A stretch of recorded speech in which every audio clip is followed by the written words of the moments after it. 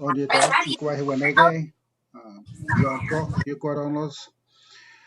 My name is Gala Hindi, and I belong to the people of the Standing Stone First Nation of the Thames. The settlers know us as the Oneidas of the Thames, and I am a member of the Bear Clan.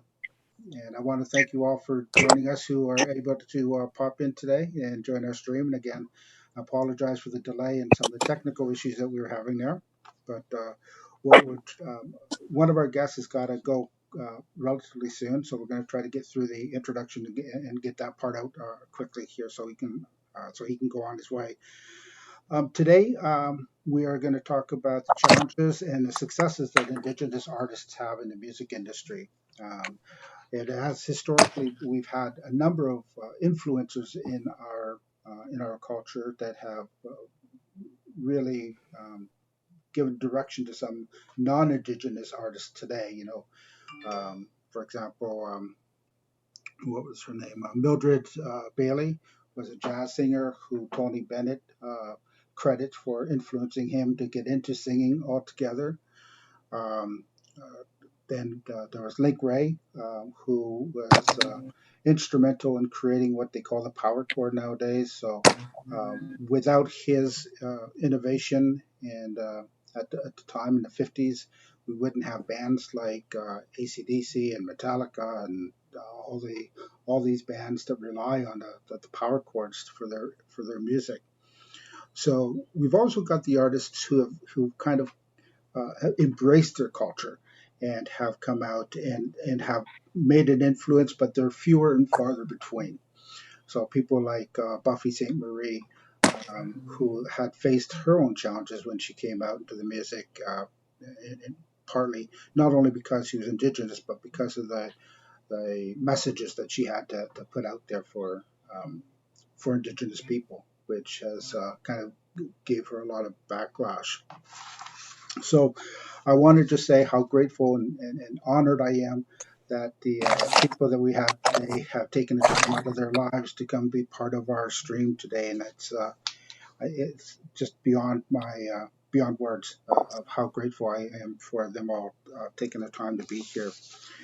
Um, because we have to kind of rush a little bit, I'm just going to go through an introduction for Mark. Um, Mark is a Toronto-based singer-songwriter, multi-instrumentalist.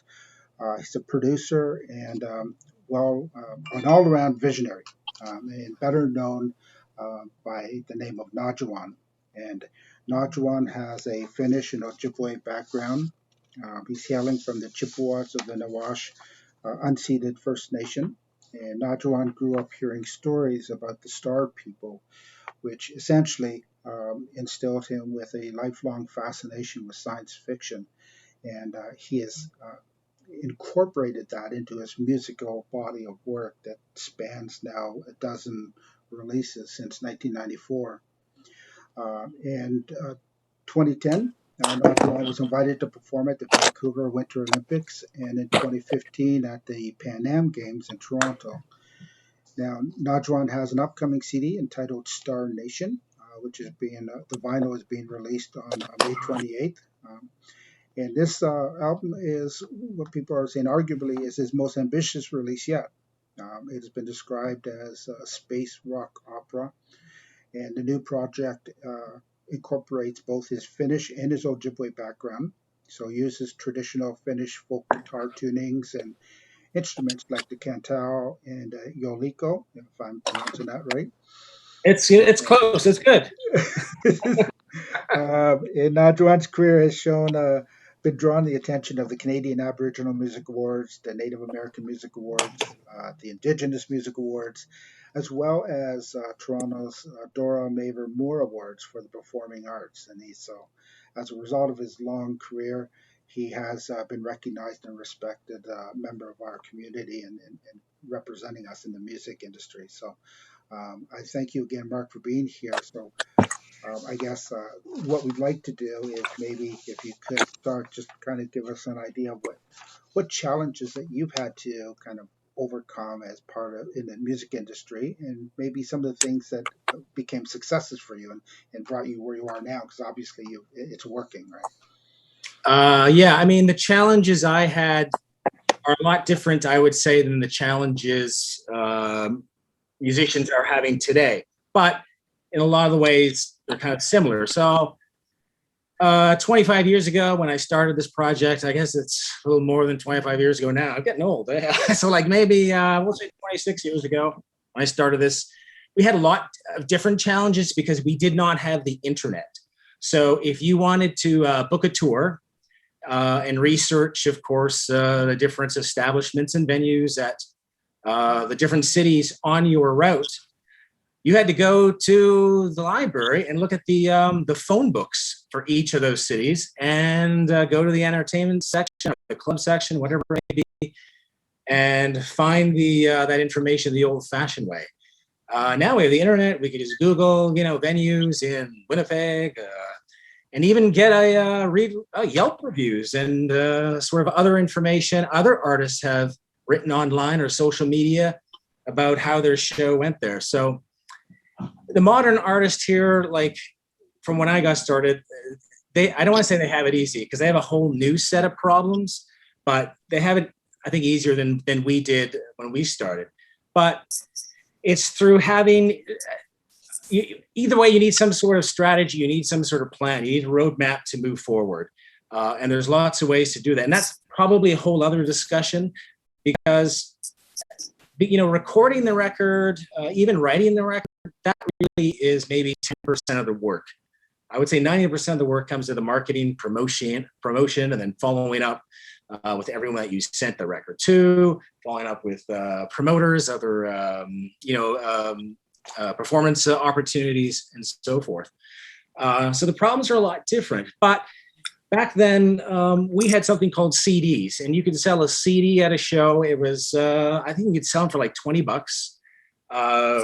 Maybe the lower option was 15, but bands would still make money. So if you played a festival show, you might sell 100 CDs, and that's a lot of money, especially if you're a touring artist. Nowadays, everything is streaming online, and that's sort of one of the problems the modern sort of generation of artists are going to have is, I think, monetizing what they do.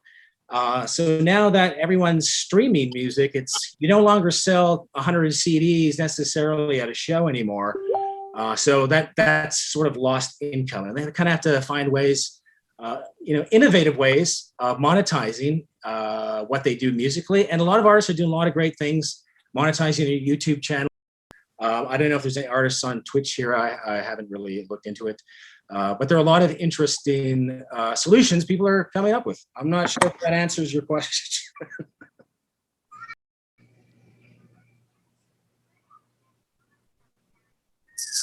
Hello. Yeah, sorry. Just Okay. had myself Now I'm hosting the show. I'm taking muted over. there because I was trying to grab a pen to take notes as we go along here. I think you can record the Zoom meeting, actually. There's a button here. You can record it. Right. Right there. Yeah, I'm looking at it. It's next to the share screen. Oh, it looks like actually it says continue recording, so it must have been doing it already. This meeting is being recorded. Oh, okay. You got that? Yeah. So perfect, Ed. So with that change in I guess that's a pretty big change in the industry from the time that Yes. with the internet coming along. And so, which kind of now the next generation of artists that are coming up, like Dawn, for example, is probably got a little bit of a different perspective on how she can get her music out there and have a little bit more experience than maybe some of us older folks do in change. Because for me too, like even today, when you think of how much technical stuff we had to deal with just to get things started and rolling. For the younger generation, that's all been kind of groomed into them from day one. I mean, my son, he's 21 now, but he had computers in kindergarten, and it was simple stuff like click on colors, click on an animal, click on a number. But all in all, It brings out how to use a mouse, how to look at a screen, how to use a keyboard. So technology is instilled into them and groomed into them right from day one. So by the time they get to the age where he's at now, where he can actually make his own music and put stuff out there, he's probably got more of a technical knowledge on how to do that than the stuff that we artists would have done back in the beginning in your day, probably for so. So that's great. And thinking of that, just to let people know, um, Don is here now as well, and Dawn is kind of like the new kid on the block, so to speak. And although she has been singing for years still, um, her her real name is Gizikwe, and but the settlers know her as Dawn Rex Guy, and she's Anishinaabe, Irish, and has been living in Anishkenzibe for 10 years. So she's been soothing the souls and hearts of the London community, the indie music industry over the last few years. And Dawn's been using her unique position to tackle Indigenous social issues with her music and her art. And Dishkan ZB is a group of dedicated to preserving and providing cultural awareness through monthly meetings and events throughout southwestern Ontario. And it's located, because it's in London, essentially in the midst of the Anishinaabe communities, the Hautesonis, the Adirondack, and the Wendat people, all kind of surrounding them.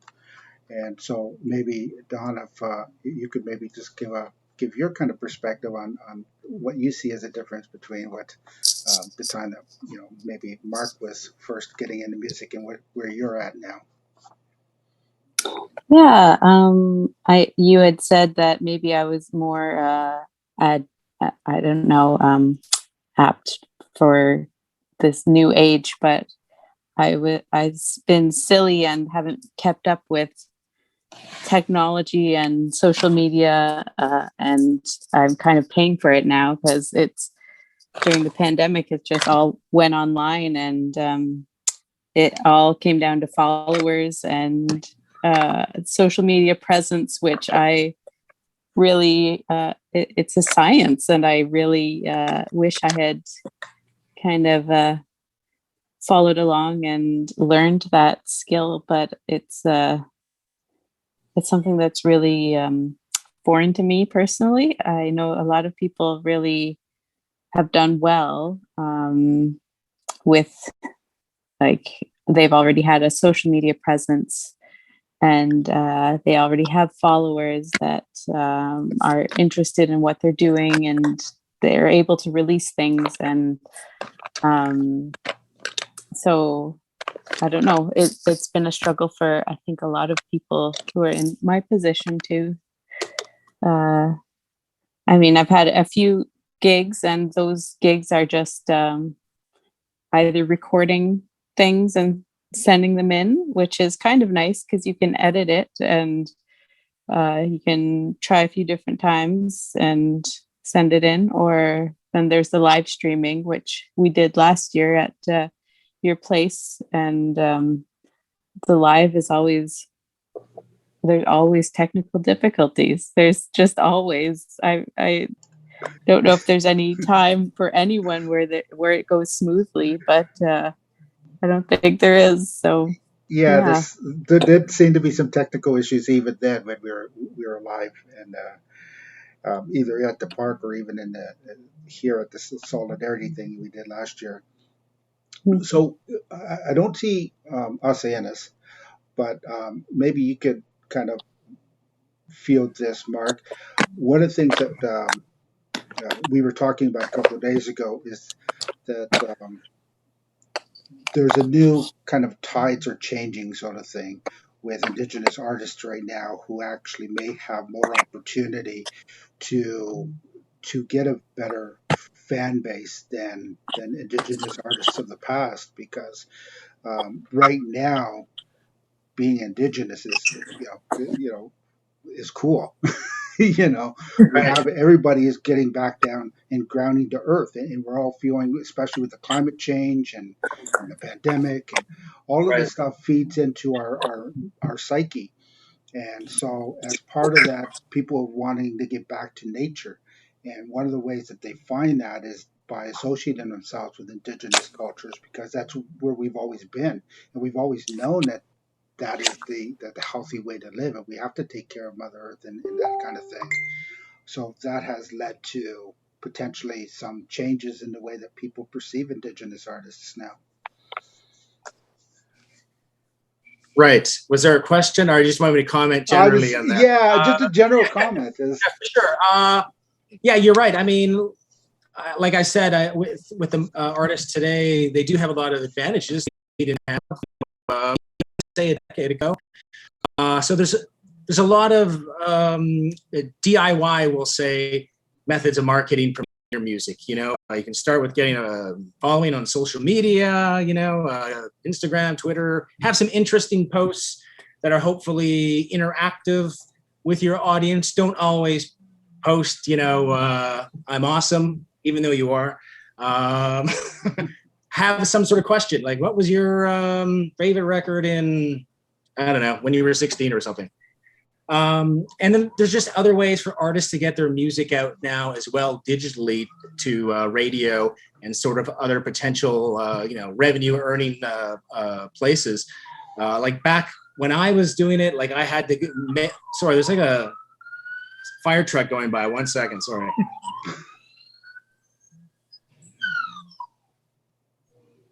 Okay. that's Toronto, though, right? Hopefully they get there. Okay.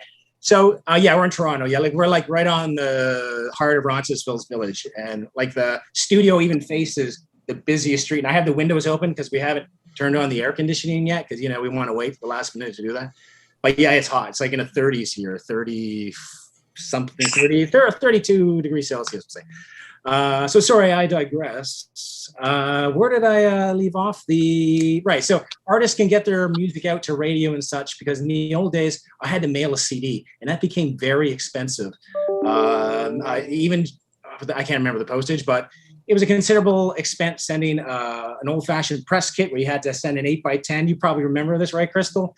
You had to send an 8x10, and then it had to go be in a folder and all this stuff, right? So now it's an EPK. There's no harm to our Mother Earth, because it's a digital file. We're not wasting paper, and it saves a lot of money for today's artists. So they're able to submit to a lot of radio stations and playlists digitally. So, and there's so many different playlists out there. I think there's like a top 10 list published somewhere. You can Google it and just send your stuff in. You'd be surprised. A lot of those people will respond to you. Some of them won't, because they get, hundreds of submissions, I'm sure. But the ones that do and put you on the playlist, it'll help get your numbers up there. Because you need a lot of numbers now to make any money with streaming, right? Right. And sorry, I do have to duck out. I want to catch the opening of that festival. So Okay. I apologize to leave early. Hopefully I provided some interesting insight. And Crystal will have to talk more, like just maybe one-on-one sometime. For sure, definitely. Yeah. Okay, great. Thank you again, Mark, for joining Okay, us. yeah. Thank you. So that being said, I guess we'll go to our next guest, Crystal Shawanda. Grew Hi. up in the Wikwinneqong Reserve on Manitoulin Island here in Ontario, and she grew up with her parents surrounded by country music, in which she started performing at like age 10. So her name Shawanda translates into Dawn of a New Day, which is the name of her first official release. Crystal has been nominated for and won numerous awards, anywhere from the Aboriginal People's Choice Awards, Canada Aboriginal Music Awards, the Canadian Country Music Awards, the Juno Awards, and among others. So your award nomination list kind of goes on. So she's definitely been a success story for the Indigenous people. And outside of your music, I understand you also do motivational speaking. So that's another aspect that you're getting into. And, Crystal's latest CD is called Church House Blues, which was just released last year. And so anyone who's into blues music definitely will want to check that out. So you've got about what, 7 CDs now, 6 or 7? Um, Um, I've got yeah, maybe more than that, because I did some when I was a kid, when I was before I had my first official record deal. I think I had like 3 or 4 albums out. So I don't know. I think it's around 11, I think, altogether. all Something under like the that. so all listed as Crystal Shawanda. So that I'm sorry, what was that? they all have under Crystal Shawanda name, right? You didn't have Yes, they're all under Crystal Shawana, except my very first album that I did when I was 12 years old was under I used to use my middle name. It was Crystal Lynn Shawanda. Okay. Yeah, but everything else is under my name, Crystal Shawanda. So the Lynn, is that from Loretta? It actually wasn't. It was the name, I think, of a nurse at the hospital, and my mom just thought it sounded good with Crystal. Because your parents were country fans too, right? They were really big, huge country music fans, but they were fans of like old country, like Hank Williams and Patsy Cline and Loretta Lynn, that sort of thing. But Hank Williams was the main staple in our house. That's who, like, my mom never got tired of his music, and she would just have it on repeat, and we would just coast around through all his albums, even his Luke the Drifter albums. She loved those ones too. So yeah, it was a big influence on me as a singer and as a songwriter, definitely. Yeah, I grew up with country too, for the most part, and I think it was Johnny Cash and Loretta Lynn and Tammy Wynette were the big things in our house, and Charlie Pride, which talking about something out of the ordinary. Charlie Pride had one of the first black musicians to actually be a successful country artist, because it's not something that Yeah, absolutely. typically feel But there with. was So, but that's definitely, but there was always different influences. Even though he was the first black artist to come through, black music had a really black you people had a really big influence on country music audience, whether people realize it or not. The country music sound, like Hank Williams, everything he learned was from an old bluesman named Rufus. They called him Taught, and guitar from him when he was like 11 years old. So he would hang around with them, and they would take nips of drinks of whiskey from his flask and play music together. And so actually Hank Williams, the entertainer that he was everything that he learned from Rufus, how to write his song, reach people, how to touch people, that rawness. So I realized that he was the artist and songwriter that he was because of his influence in the world. and, a little bit of a Choctaw background in his ancestry too, which was we were talking about earlier with influences of the Indigenous people on music nowadays. I just watched the Indian rock world, and talking about the influences of that, and back in say the days of Mick, Robertson said was, be proud that you're Indigenous. Just be careful who you tell, because it wasn't a selling point. It wasn't something that was going to get your records on the shelves, basically, at one point. And so when you first started out, which really wasn't that long ago, I mean, what, early 2000s, did you run into that sort of attitude of, uh, you don't really kind of fit into where our kind of mainstay audience? Yeah, definitely. When I first moved to Nashville, it was the mid '90s, and I was too naive to be scared, so I went knocking on doors that I had no right to be knocking on. And one day I got lucky, and I scored a meeting with a really big producer and record executive, and he was somebody that I was a fan of. Like, I listened to a lot of records that he produced, and it was always my dream to one day work with him. And one day I scored a meeting with him, and after singing for him, he said, "Wow, you have this really big voice. You're amazing." He's like, "But I wouldn't know what to do with you. Native Americans within country music, I'm not really sure it makes sense. I don't know how I would market you, and I don't know if the country music fan base is ready for you." And that was really hard for me to take, because, you know, if he said I was out of tune, I could get voice lessons. If he didn't like my song, I could write another one. But, you know, there I was very evidently Indigenous, and there was nothing I could do about that. And I didn't want to. I was very proud of my roots. I always have been. There's never been a time when I tried to hide it or anything like that, or play it down. And so I did give up. I went home for a couple years and kind of spun my wheels and kind of spiraled down a wrong path, because I was just so depressed. You know, it was depressing. It was like, this is all, you know, I started singing as soon as I could make noise and getting paid to do when I was 10. So it's all I've ever done. It's the only thing I'm good at. So what do I do with my life now if I can't be a singer just because sing country music, just because I'm Indigenous? And you know, but after a while, no matter what I did, I ended up back on a stage, back in front of a microphone. And I decided to move back to Nashville. And this time it wasn't to get a record deal. This time it was because I'm a singer. That's what I do. I sing. And if I end up playing for tips on a street corner the rest of my life, then hey, it's been a good ride.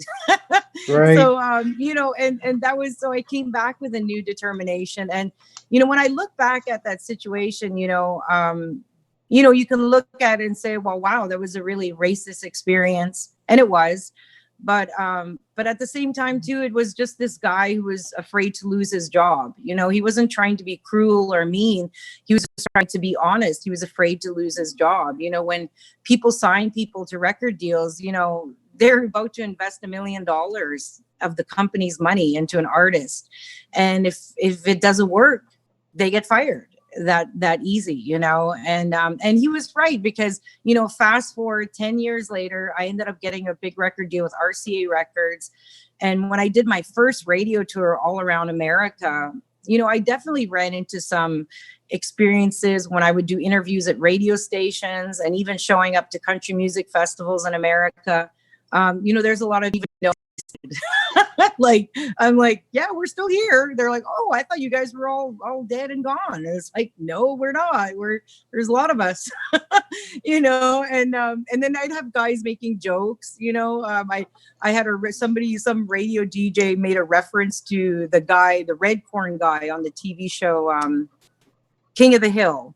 There's a native guy on that show, and somebody made a reference to that because the guy in the show, his hair is always blowing in the wind, even when he's inside a house or inside somewhere. Right. And so they made a joke about that, like, oh, I thought your hair would be blowing in the wind. And I'm like, I don't get it. I don't watch King of the Hill, you know. And they had to point it out to me and explain it to me. I was like, oh, okay, yeah, like little things like that. And then there was bigger things, you know, where I'd show up and people looked at me and they were shocked, you know, oh, we thought the You Can Let Go girl was coming, the girls things You Can Let Go. And I'm like, yeah, that's me. And they're like, oh, you look different in person. Like, people actually came right out and said that. And, you know, looking back, the record label I was with, when they did my press shots, when I look back now, I could see where they whitewashed a lot of my pictures, you know, like they lightened up my photos so that I wasn't as dark in my photos. And that's not really something that I realized till many years later. So there's still a lot of it. And even now, you know, despite what I accomplished, even though I proved that an Indigenous person can be successful in country music, there's still some resistance and rejection there, definitely.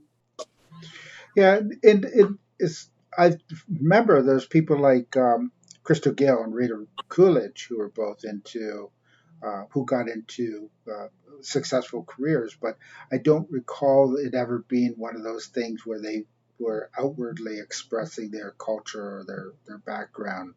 So it wasn't. I don't know that they necessarily hid it per se, but they certainly didn't shout on the top of the roofs, "I'm Indigenous" either. So marketing them as just, pretty women with long hair seem to be, who can sing country music or folk music, whatever happens to be, it was the avenue to go. So I could see that. And the other thing that got to me was, and I said this to Dan Smoke when we spoke a couple of days ago, was people, what gets me is people who are surprised when you bring up Indigenous hip hop artists or uh, Native country singers or blues people, and they're going, Native hip hop? What, is there such a thing? Like, this is a new millennium. We're 20 years into a new millennium now. And they still think of us in this little traditional box of the only thing we can do is social songs and drum songs and powwow drums or that sort of thing. Not that we have ever stopped doing that, but it's not like that's the only thing that we're limited to being able to do. And Yeah, definitely. obviously, you've proven that with all your awards and the successes that you've had along the way. So, um, did anyone in the chat have questions that for either of our artists today or our guests today that they wanted to ask? I know that Fantastic Kitty has been reading the chat, so I'm not sure if she's pulled any questions from the audience yet. Yeah, so I think it was 2015 when I first met you, Don, wasn't it? At the Home County Folk Festival was the first time you did the women's performance. Was that with Susan Aglukar? Was that, or was that a No, different one? no, the one I saw you at The recording has stopped. was the one Oh, where you had there was Trent Amanda Trent Rio, Severn. maybe. Trent Severn was Yeah. there. Oh, Yeah, yeah. and so I think that was Yeah. the first time that I saw you. That was like 6 years ago, 7 years ago now. It seems like a long time. Yeah. Yeah. Yeah. No, that, yeah, I did another workshop for Home County, just like a little women songwriters workshop that they released earlier this year. That was a pandemic gig, so but yeah. And then I've been doing the Solidarity Day things. I think I've done two. Has been two for you now? Vancouver, yeah. Yeah.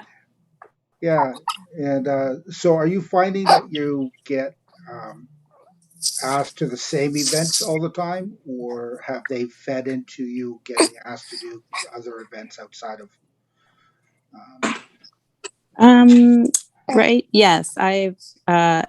It's a lot of the same approach, and then just a couple of being approached by new London Music Arts Council asked me to perform something earlier this year. Maybe it was last year. It all kind of seems to kind of flows together, doesn't it? I can't really tell the difference. right.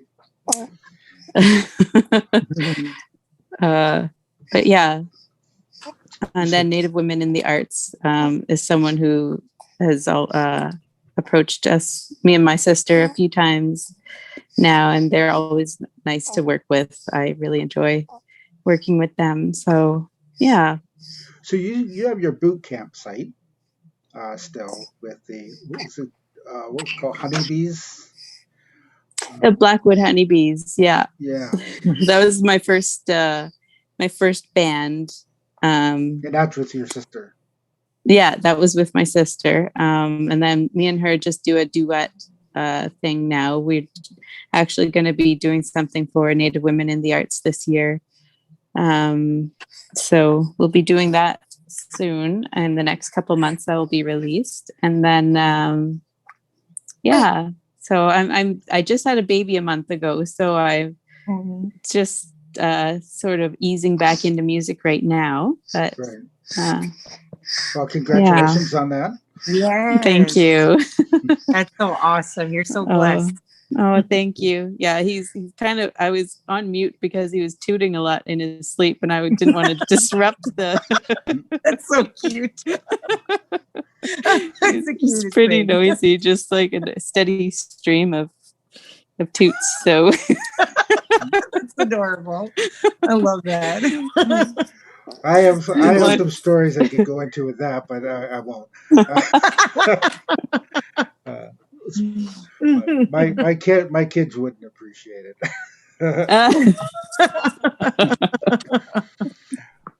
So I do see that Justice Pirate has asked a question here, and more from a f- I guess a non-indigenous perspective, and she's asking, what is the biggest thing that non-native people can do to advocate for those native artists? I guess I had no direct person for that question. Maybe you can both kind of give a feedback on that one. Stick up for us when we're not there, not just when we're there. Right. Well, you know, And it's kind of I funny think you just say that. just reach out. Like we're listening to our music, do a show or a festival, like something that everybody else was. Sometimes I felt like an alien when I was out doing a video tour. Like we're like before, or people had to treat different, me different, like everybody else, normal, and just give us a chance. Don't assume that we're all human. Hurt and laugh, dream, and thoughts, even learn from. Give all a chance before thinking that, oh, I'm not going to get what they're talking about. Because even if it's something that we're trying to raise awareness about, then that's something that you'll learn about history or culture that you'll learn that day. So yeah, just give us a chance. I think is the biggest thing. And I like the idea that you brought up, Don, about supporting us even when we're not there. Um, One of the things that in my office where I work, it's a very welcoming company that I work for, and they're very conscious of all the cultures and the diversity of the employees that we have, and we do have people from all walks of life that work for our company. Um, and we have this inclusivity and diversive training. And part of what was brought up was, if, for example, if women aren't there, and you're in a group of guys, and one guy makes a very sexist joke, it's up to you as an ally to women to say that that wasn't appropriate. And it would go with racist jokes, or anything that's kind of countering or putting down a certain section of people, whether it's their sexuality, their religion, their color, etc. Is that to be a true ally and advocate for those people, the key is to be able to stand up for them when they're not around. And so if you hear someone making comments or jokes about that particular group, it's up to us as individuals to say, you know what, if we're going to change the world or change the ideas of what we want the world to be like, then we have to stand up and say something when we hear something that we don't agree with. And it's easy for people to stand back and not say anything. And when they're not saying anything, they're doing as much damage as the person who's making the joke, because of that. So that was great. I don't see any other questions here.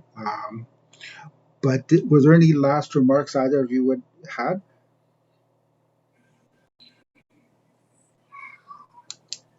No. I'm just that thank you for the invitation, and thank you everybody for listening and giving us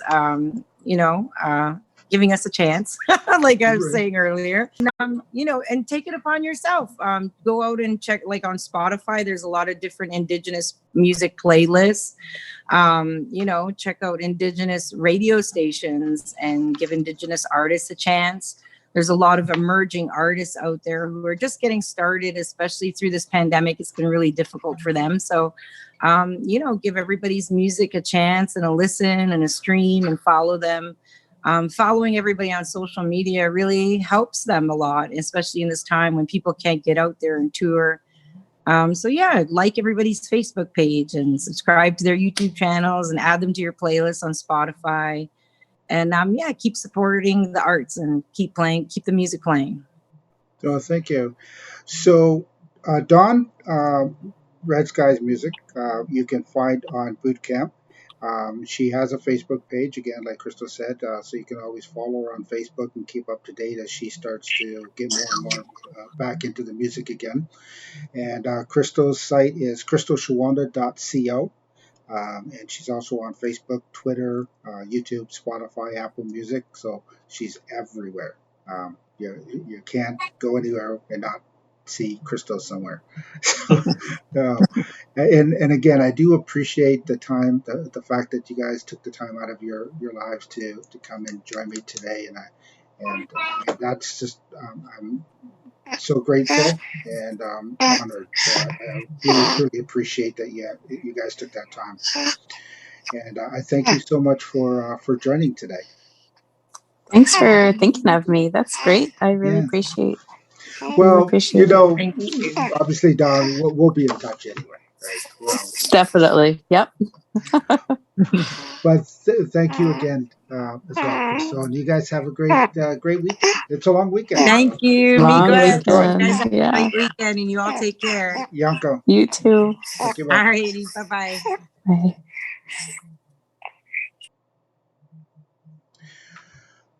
Seguli, Sego Ani, Bojo Danse, Okinapi,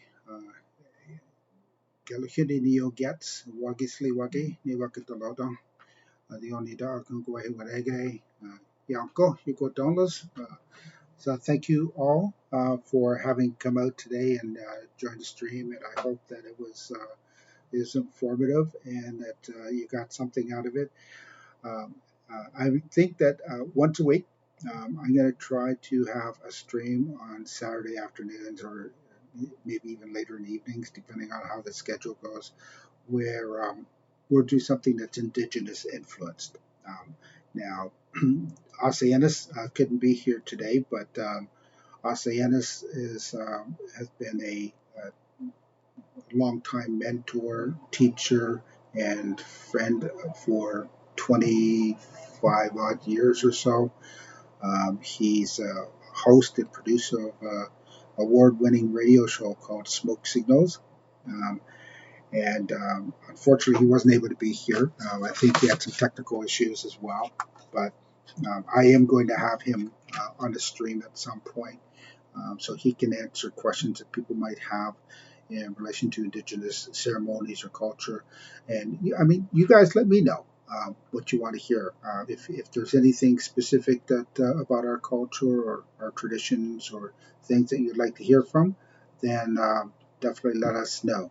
Um, and most people, the settlers will know him as Dan Smoke. Dan Smoke has also Dan and Mary Lou Smoke are the hosts and the producers of the show Smoke Signals, but they've also been involved now for 4 years with the Juno Awards, and are really working at being able to expand on the award opportunities for First Nations people, because the issue with the Juno Awards is that they have one Indigenous category. And anybody who was an Indigenous artist got pushed into that same category. So whether you were a traditional throat singer, a drum singer, a hip hop artist, country artist, blues artist, didn't matter. They were all kind of thrown into one big salad bowl. And whatever was popular that year, so if the year happened to be big on hip hop, then that hip hop artist that was put in that salad bowl was more than likely the one that was going to get pulled out and given the award, which kind of doesn't mean that the other artists were any less deserving of that award, or any less talented. It just meant that it was a vote of popularity, and which ultimately, I mean, the awards are, but having them from different genres of music, I guess, feeds into this systemic racism that we've been dealing with for many, many years. And so Dan and Mary Lou are trying to break that up and create more categories for Indigenous artists. And also argue that Indigenous artists should be thrown into other categories that may not necessarily be focused on their culture. But I mean, if an Indigenous guy is a hip hop artist, then he should be in the hip hop category. Whether that's with Jay-Z and Eminem and Kanye West or whoever happens to be that, because he's a hip hop artist, not because he's Indigenous. And so country singers should be put into the country category. Um, so there's this ongoing battle to ensure that there's a fair and equitable kind of representation of Indigenous people in the Juno Awards, and Dan and Mary Lou are fighting for that. I totally appreciate that they represent us as First Nations people in that organization. In any case, I will have them on the show at some point, and so if you enjoyed today's content, then just hit the follow button. I appreciate anyone who follows, and join my Discord. You can always post in the Everything Indigenous channel on my Discord, and if you have anything else to share, there's other channels in there for artwork if you want to share some art with everybody, or otherwise. So you just take a look and see what you say. In the meantime, I'm going to thank you again all for coming, and you guys have a good weekend. And bye for now.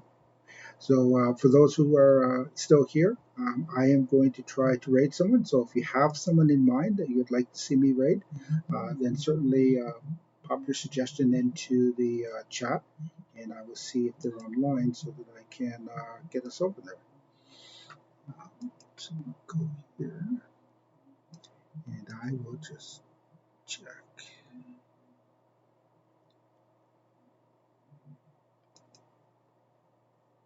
We'll show who's online. Let's see.